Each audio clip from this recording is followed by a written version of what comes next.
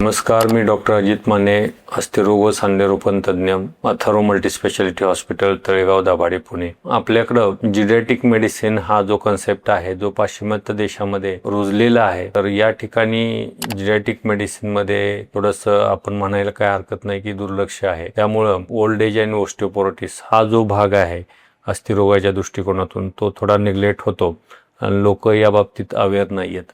त्यामुळं 60नंतर किंवा साधारण 50 वर्षानंतर स्त्रियांच्यामध्ये आणि पुरुषांच्यामध्ये साधारण 60 वर्षानंतर जेव्हा हार्मोन्स लेवल कमी होतात, पुरुषांच्यामध्ये टेस्टोस्टेरोन आणि स्त्रियांच्यामध्ये इस्ट्रोजन हार्मोन्स कमी होतात, त्यावेळेला हाडांची ढिसूळता वाढत जाते आणि त्यामुळं सांध्याला सपोर्ट करणारं जे हाड आहे, जे खुर्चीच्या खाली हाडाचा पोर्शन असतो, ज्याला आपण सबकॉन्ड्रल बोन म्हणतो, त्या ठिकाणी बोन डेन्सिटी कमी होते आणि बोन डेन्सिटी कमी झाल्यामुळं सांध्याची झीज वयोमानानुसार व्हायला अधिक प्रमाणात व्हायला लागते.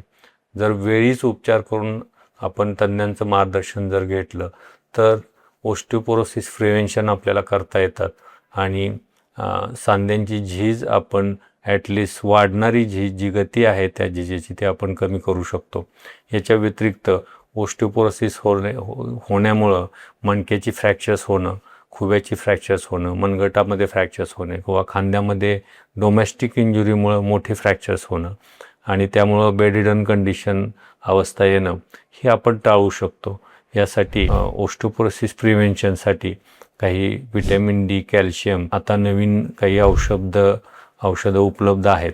त्याचा वेळीच उपचार केल्यास आपण पुढच्या अनेक गोष्टी अनेक कॉम्प्लिकेशन्स आपण टाळू शकतो. धन्यवाद.